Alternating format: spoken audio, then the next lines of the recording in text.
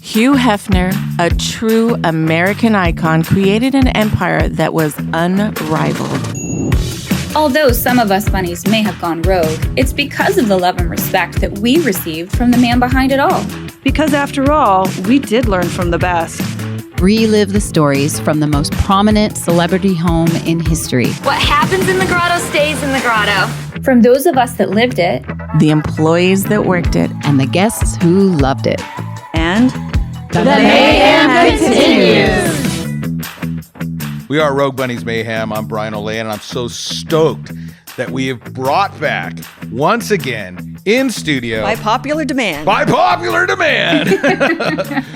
Butler extraordinaire, Bryant Horowitz. Welcome back, dude. Thanks for having me. Happy to be here. Jen, I'm sorry. I know. I did put it in for all of our listeners. We are not talking about Dave Matthews, okay? I came prepared. You're actually wearing your DMB. I thought it was funny that I put it in the... And I've always got it in the background, so I'm always... And it's all making sense to me now. My glass has a fire dancer, so we're set. I'm in my DMB zone. I know he's there with me in heart, you know. We don't have to talk about it. So we can talk about other things, but I made the mistake of asking what DMB meant. That was hilarious. In our text back and forth, you're like, don't what's you DMB? know who I am? Everybody went quiet. Oh my God. Jen just shit, freaking had a heart attack. Yeah. I was taking my deep breaths. Yeah. Okay, but any sense, Bryant has been texting me, and he listens to the show, and thank you, dude. I appreciate that. But he'll put in comments like, because he'll hear something that we talked about and give a little bit more. And I'm like, we need Bryant back because I want to talk more about what it was like for you, working up at the mansion. Yeah. And like we've done a show where we're in the butler's pantry, for people to really experience that. Some of those that were Girls Next Door fans, yeah, you got to see little bits and pieces of it, but let's delve deeper, man. Sure, of course. So what years were you there? 97 till the end of 2015, beginning of 2016.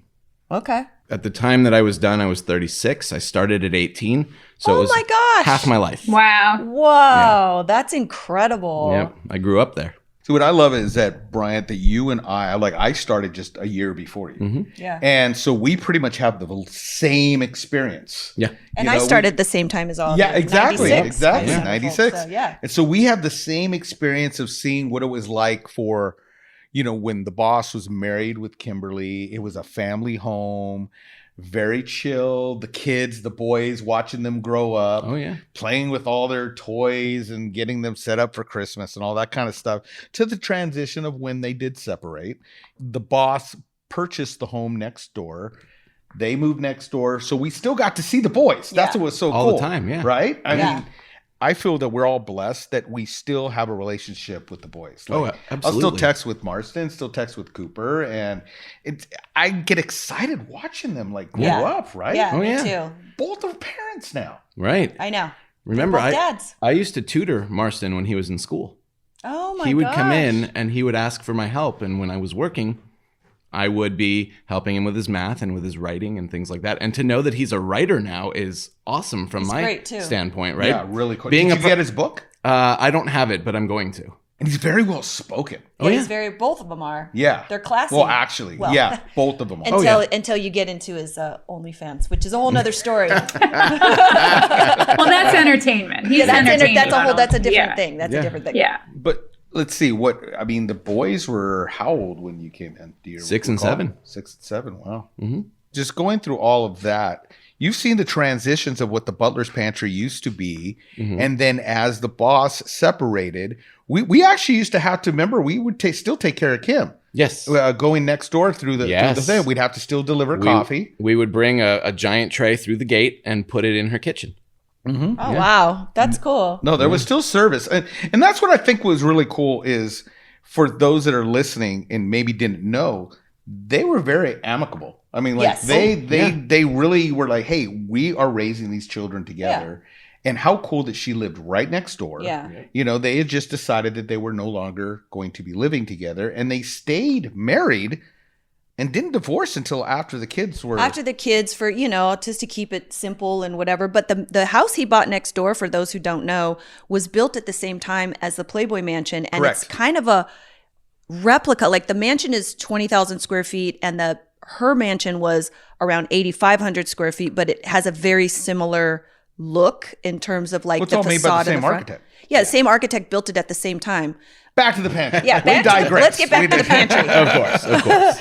So I just wanted to ask what was some of your favorite times at being a butler and in the pantry? I mean, not just the camaraderie between all of you, all of the staff and working for Hugh Hefner, but what was like some of your favorite times? Was it during parties? Was it just during regular movie nights? What was some of your highlights that when you were working there? I think it's kind of all encompassing because you can't have one without the others, right? Party nights were a lot of work sometimes, but a lot of fun because you got to see people. There were guests that were only there for parties that you knew and you could kind of, hang out with a little bit, but not too much. I used to actually at the parties be a celebrity spotter with Elaine and Kenneth. So my job... In Elaine Lodge, she was our photographer. Yes. Right. For the whole time I was there. Yeah. And so during the parties, my job was, because she asked if I could help, is that they had a list of celebrities. And especially when, social media and the internet age came out, there was not just people from movies and TV shows, but you're talking about like maybe even like YouTubers or, things like that. Everything. At the very beginning. So they had no idea what these people look like. I used to get a list and a picture of the people that RSVP'd. And so my job was to make sure that I had to get pictures of the celebrities either with other celebrities. I wouldn't have to get them with Hef because Hef always had the photographer with them. Right. So if they went over there, they already got it. But I would have to find playmates a lot of times. And so I would be like, Victoria, come on, I have to get a picture of you and so and so. Yeah. Which probably wasn't hard because all the playmates followed you around anyway because you were one of our favorites. You're like, just here, stand here, take a photo. Totally.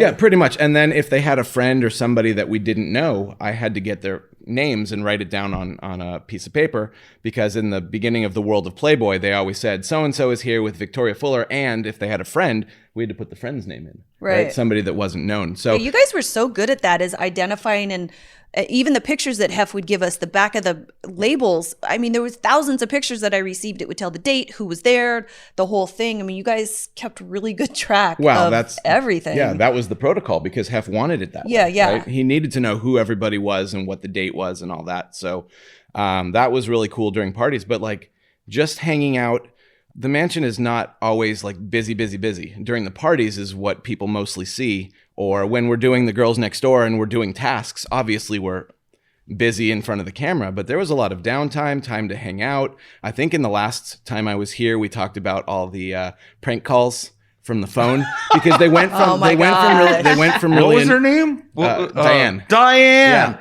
We're doing a shout out to Diane in Chicago.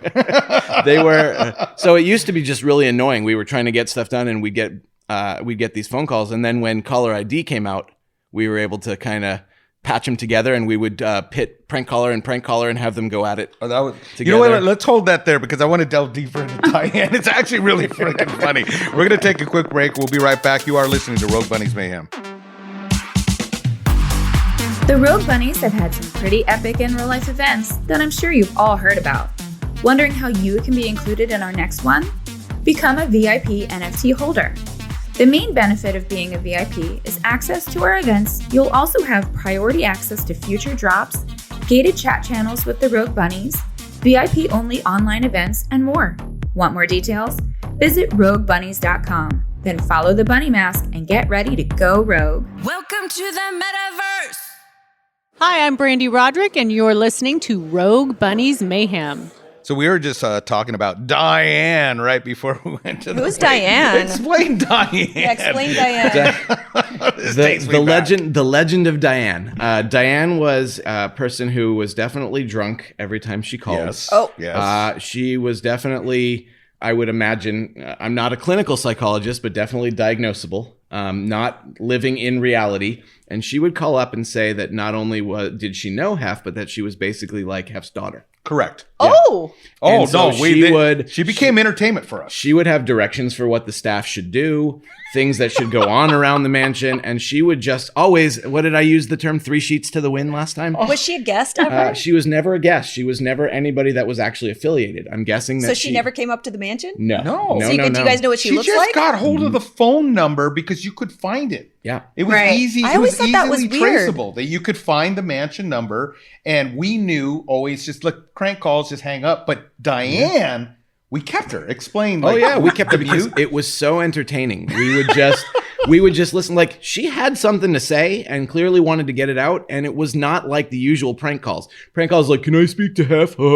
Is there any girls there for me?" You know, stuff like that. And we're just like, "Okay, pal, good luck." But with Diane, she was like, she had a story, and she was like, "The mansion staff needs to do this and this, and you know, when I get there, because I'm Hef's daughter, this and that." And so we were just like, "Let's let her talk. This is really interesting." Well, And that's as a- when everyone discovered, like on the phones, they had a mute button. Yep. And you could just let it go. That's what we did. I would come into the Yeah. pantry just to check on the guys or change the calendar or grab a cup of coffee. And I'd listen over. I'm like, oh, Diane's on the phone. Yeah. And you just stand there and listen. And she would ramble. 40 Just go on and on and on and on. Like you said, she was 45 drunk. minutes, an hour Yeah. sometimes. No, And I we mean, would what just, would you guys do with other hold on, Diane, we got another we call. would just, No, if, she no, was if on she, mute. You could she just hit was- another thing and open it. She was open another muted, door. so all we had to do was hit the hold button and answer the Yeah. next call on the switchboard, and then we'd come back and she'd still be talking. She'd be there for like freaking over an hour or Yeah. so. Oh yeah. Oh my God, you guys are too funny. Yeah. No, it was Diane. entertainment. I mean, come on. You're in between And she working. never got invited to the mansion. She never was up there. This is I mean- hysterical. No. Jen, there was a time, I swear, this is when we finally got the Diane saga. When it expanded is when her husband, yeah. I guess it was, right? In the background.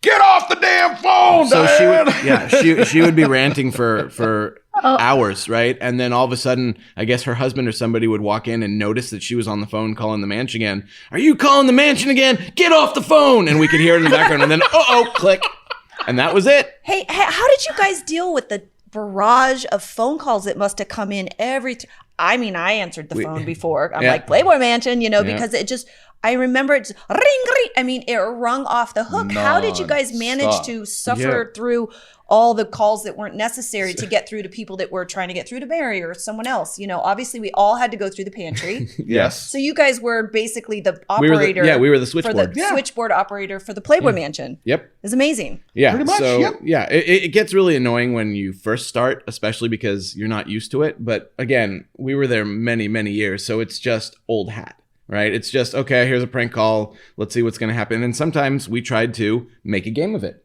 So we would make a, you know, we had our whiteboard marker where we would write stuff down. Sometimes we'd have quotes of the day, or we'd have, you know, things Hysterical. like that. And We did play a lot. Sometimes we would like, if we had numbers that would keep calling us, we would have contests where we'd put, you How know, many we'd put times? points. How many times does this one call? How many times does this one? And then, like I said, when we had the option of patching them together, like three-way calling, we would just take one prank caller and we'd take another prank caller and we would just put them together. Shut And they up. both thought they were It was talking like- to butlers and to It was the like chat switchboard. roulette. In Yeah. the Butler. This is hysterical. God, I wish we had some of this. You guys did a little bit of this on Girls Next Door show. You Little guys bit, kind of little delved bit. into how much the phone rang and prank calls and like a little bit into there. But this is hysterical. I didn't realize it was like that. Well, with you guys girls, had to entertain yourselves, Yeah. not like you weren't entertained anyways at the mansion. right? But But we it's always about how we were able to make it fun, right? Yeah. Like we were butlers, so people think like wasn't a stretch. But hands yes. behind your back and No. like stand up straight, you know, like William used to do. But No, like, no, Mr. Belvedere. no Belvederes, none of that. Like we made it fun, you know, Yeah. within the rules. Yeah, you guys but did. You gr- guys were good. You guys I- were always kept it professional and good and within the rules. And you were good about saying we can't really do that. Right. That's not. We really can't. You know what I mean? You guys were so nice about it because Right. all of us wanted to push the boundaries. Like we all wanted to go in there and get chocolate cake or open the. I remember opening the refrigerator. You guys are like, "Can I help you? Like, why are you in the kitchen? It's not your house." I like it. So it's just like you guys would have to kick us out because we were not wanted in the pantry. Well, it's not that Mostly. it's not that you weren't wanted. It's Well, that you it's your- weren't your space, It's, your it's that you workspace. weren't allowed to be there. So in case somebody came down, Yeah. we didn't If want Hef to look. came Meaning down. the boss. Yeah, if Hef meaning came the down, boss, we're yeah. not coming out of that. But Treese was allowed in the pantry all the All the time. time. Yeah, she Yeah, went yeah. in the pantry. And Oh, we love Treese. I mean, we got Treese to had- watch her grow up. It's the same with like we were talking about in the first segment is that, we got to watch the boys grow up. Yeah. So when you'd bring your daughter up, it was great. Everyone was always making sure she was happy. Yeah. She was taken care of. Security always ran to the freaking trampoline. Immediately, because she would always go running out there to go play. Yeah. on the And it's trampoline like- by herself. Yep. And then you'd always get that call to go, Treese is on the trampoline. I Boom, was there not goes the one security. bringing her up at that time. Yeah, we would always sneak her cookies. Oops. Yep. we love trees. I have a video of her playing hide and seek with DeAndre, so that she goes into where the dishes are in the dining room, and she's hiding, and then he's in there, and she finds the silver him. closet. Silver closet. Yeah, and it's just like a little, and then I'm like, "What's his name?" And she's like, "Oh, I forgot." And he's like, "What? You forgot my name?" It's just really cute, and I have a video of you and her when we're setting up for a party, and we were there, and you're playing air guitar with her and dancing around. So definitely she was a big part of that, but you spent a lot of time with her. And Tatiana. And Tatiana. Yeah. Oh yeah, Tatiana was Tina Jordan's daughter. Carlina and I babysat Tatiana. Tina Jordan's daughter, yeah. I would say, wouldn't you say Renee's daughter. Renee's daughter. I used to help her with science projects. Yeah. Wouldn't you say that your guys' job description always went well beyond what was on paper? I mean, you guys... Oh yeah, we were right. Like we always make jokes. Add it to the list. Yeah, what's the extra duties that you guys had to do that were not in the original job description? Would you say? I always told people we were the mansion rover, and what rover means is that whatever other job there was, if they didn't have enough security, if they didn't have enough cleaning housekeepers, we were the alternate. So we would have to go out and dog care. We were dog care. We would have to go out sometimes to 7-Eleven and things like that to pick up food. We would essentially you were like the stay-at-home parents of the mansion. You just did whatever needed to be done. Whatever was needed. It all still paid the same. If the boss had a request and called down to Mary and say, "Hey, I need this" or whatever. Boom. It'd be like, if I was able to, a lot of runnings I would do, but a lot of times I'd be so slammed with something else. And it's like, we can send one of the butlers. Hey, Bryant, what are you doing right now? Okay, hey, you already got gin night already set up? Great, good. You got time. Run. Go get this. Yeah, that's how I ended up getting Trump's swim trunks. Remember that story from last time? Please, oh my gosh. Remind me, tell us about 4th of July party. 4th of July. This is when Trump was doing his celebrity the Apprentice show. Okay, yeah. And so he came up, he was invited up by Hef for 4th of July. I have pictures. And remember, I was always there early on the 4th of July. And so he came to the mansion, and he just assumed there was swim trunks for him. And we did have extra trunks, but mostly for swimsuits for the ladies, not for the guys. Not for dudes. And so security was like, "We don't have time. Brian doesn't have time. We need you to go take the petty cash and go and get Trump a swimsuit." And I was like, "Are you serious?" Okay, fine. So I grabbed petty cash and I was like, "Where can I go that's so close in Westwood Village area?" So I went to Ross. Yeah, Ross. And I was like, "I am going to get the cheapest one I can find," and that's exactly what I did. Oh my God. And he actually put the swim trunks on. Did he swim? I don't think he ever went in the water. I don't think he went in the water either. But I do remember him wearing swim trunks. He definitely put them on. Yeah, he was not in a suit. So Jen, with everything that you're hearing, if the mansion was still going now, would you let your boys come hang out? It's probably one of the biggest things that I am so sad about is that my kids never got to swim in the chance pool, to go up and experience. I keep telling them, oh, mommy used to, live and hang out at a place that had peacocks walking around. They're like, what? Monkeys Yeah. So just recently we were in Disney and we did the bird show and there was an African crane. And I was like, oh, mommy used to live in a place like a bird like that used to chase me around the backyard. And they're like, what? And they're like, and I can name them Spot and Carl. Right. They used to attack me. But they see Hef's picture. I haven't really told them about that whole side of my life yet, but it almost is a disservice that they didn't get to experience that on a Easter or a family event, because then they sort of have that personal experience with how cool of an experience it is that mommy was part of that whole magazine and the mansion family and everything. So if there was like one wish that I could make come true, it would be them to just be able to experience that. Yeah. And that's what was cool about Easter, that it was about family. Yeah. Well, my son Carter, when he was born, he's 12 now. When Carter was born, maybe the first time he came up to the mansion was probably, he was 1.5 because I had worked a graveyard shift the night before till 2 a.m. And I was so tired, being a new dad, that I took the notebook, the message book. I had left it in my car instead of returning it to security.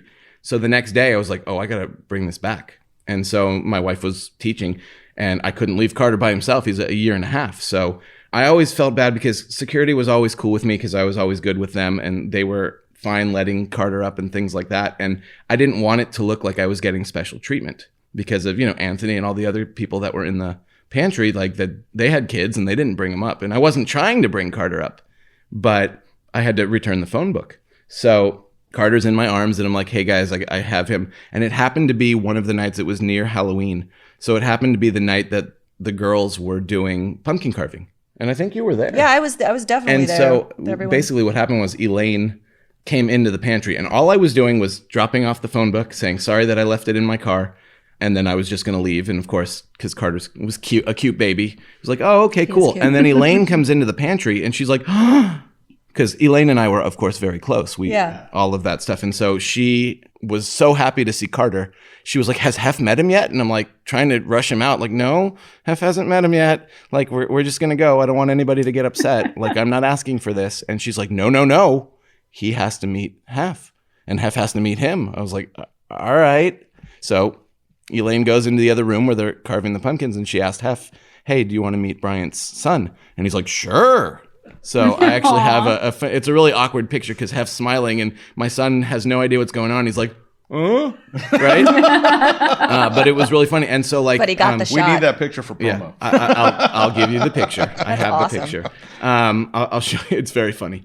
When he was a little bit older, 3 or 4, it was asked by, like Joyce, like, do you want him to come to Easter? It's okay. Like you can have your wife come up. And I was like, no, because I don't want it to look like I'm getting special treatment. Like, I don't want that, right? I don't want people to get upset or jealous or anything like that. I know, but we did get to get the tours. Special treatment, right? We did Seize the day, Brian. Yeah, come on.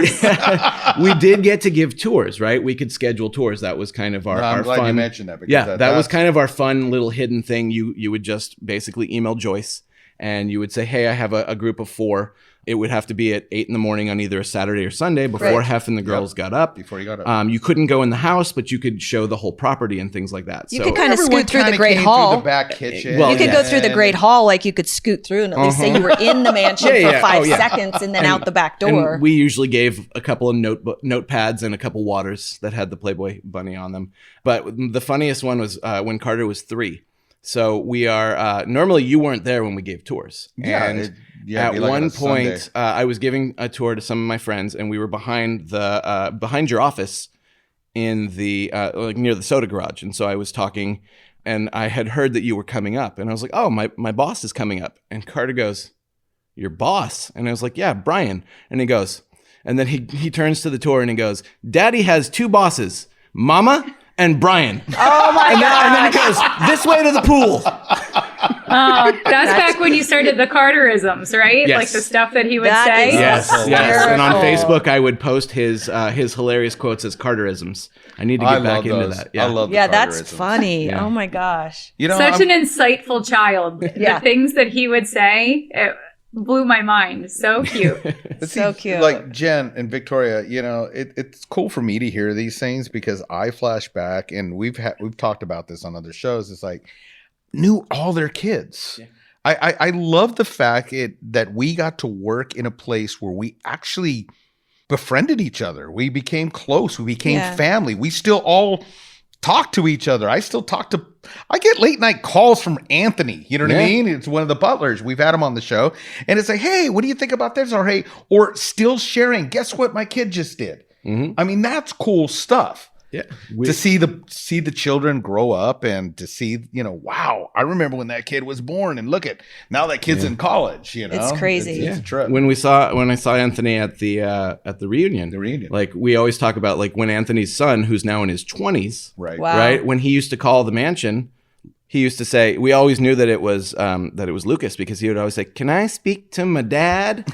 And so I was like, Anthony, someone needs to speak to their dad. And he's like, "Oh, hi, Lucas." Right. And so we always, every time, like I may not see him in 5 or 10 years, go right up to him like we'd never missed a day. "Can I speak to my dad?" Aww. And we would just laugh about it. So the mansion, it wasn't just that we were, in this exotic place that people are like, well, what is it like? Shangri-La. Right? Shangri-La. No, it was about the community, the family that we fostered.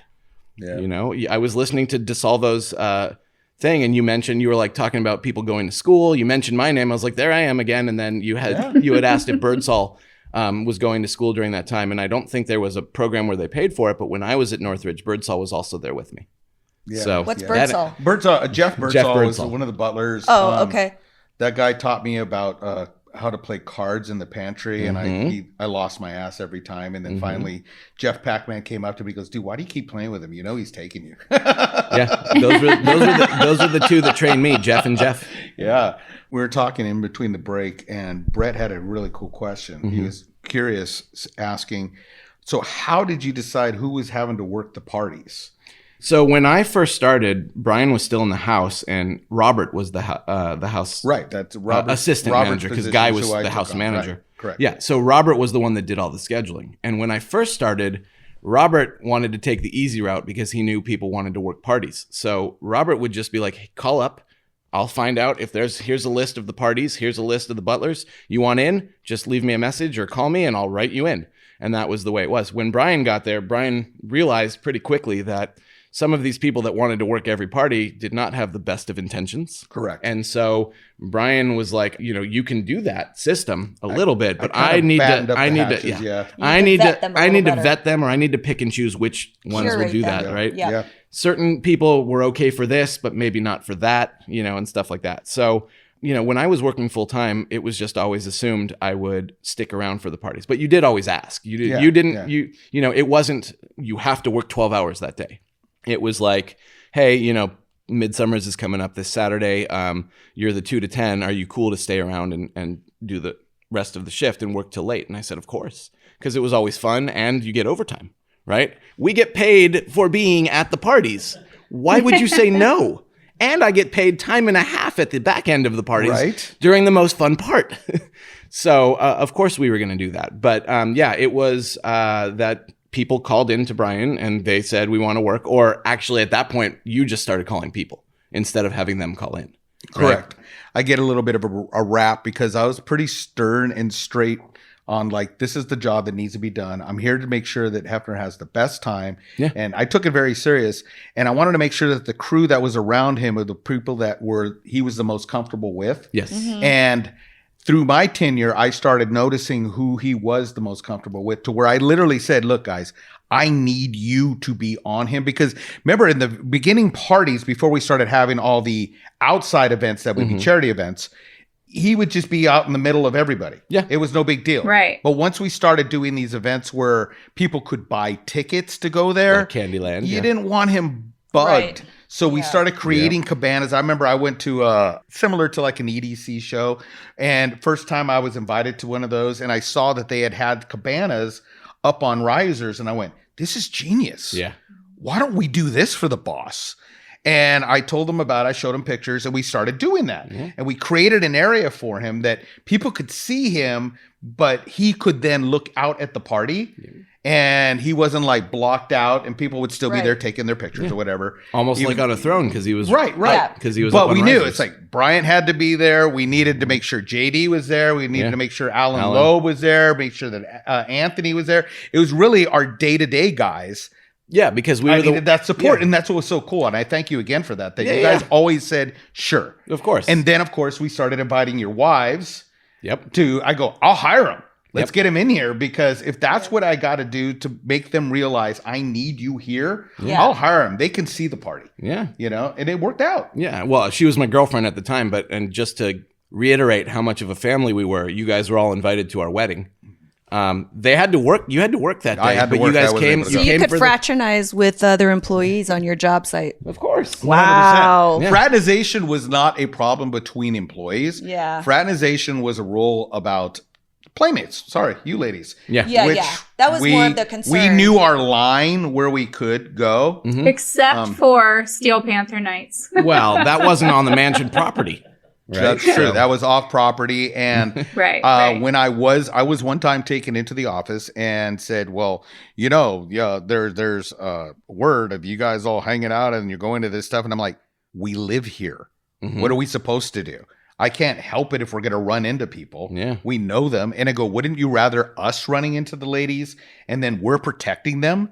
Yeah. Rather than them being bombarded. And that's what we would do. The weird thing is, and people did not get this, our job never stopped. If we were out and about with you ladies, we immediately went into like security mode. We're like protecting you guys, making sure no guys are freaking coming around you. We didn't have to do that shit. It was just so ingrained in us it was that we knew to do that. Second nature. When Hef started going out, before he did the Wednesday nights, when Hef started going out on, like when he would go to Barfly and watch Joel's band play, Joel Berlin. Loose cannons. Loose cannons. We used to go out and security would let us in, and security would mostly be on Hef and making sure that he was good. But if the girls went out to go to the dance floor, things like that, like even though we were there as guests and they kind of snuck us in, so we skipped the lines and all that stuff, which was pretty fun. That was probably the height of VIP for us. We were still watching to make sure that nobody was like hitting on the girls and like getting too close to them, because Hef and security weren't always watching. So even though we weren't working, we weren't on the clock, we weren't getting paid, we were still doing our job. We were still making sure, hey, if somebody's in there, we wouldn't start fights with bigger people, but I would like walk, I would like sneak in and like, start dancing with a Jen or a Victoria or somebody else to get that person to go away. Yeah. You guys were the best. And we all had a thing. You guys could just tell by looking at us if we were needed help. Like we'd be like, like some sort of little head nod. Yeah, little head nod and the eyes, whatever. But that was so cool. And I know that Hef always appreciated you guys. There was the core butlers that, you guys never dated any of the playmates. Never hit on them. It was never. There was always respect. Yeah. I want you to come back, dude. Sure. I love the radio. You know what I love is that, and I've talked with Jen, this. When I used to get to do the Mansion Mayhem show on Playboy Radio, I would always explain to the guests, I go, you're now part of the family. You do get it that like, I'm going to be asking you to keep coming back. Yeah. Because we could go on and on and on. Days. And the whole show is made as a premise of like, hey, catching up, going to lunch, going to a bar, hanging out. So why wouldn't we come back? Yeah. So I want to thank all of our listeners that have said, hey, we would love to hear more from Bryant. Well, there you go. Yeah. We brought him back and you'll be back again, man. Yeah, absolutely. Of course. This is fun. All right. We're going to wrap out. I'm Brian Olea. I'm Victoria Fuller. Jennifer Pershing. And... The mayhem continues.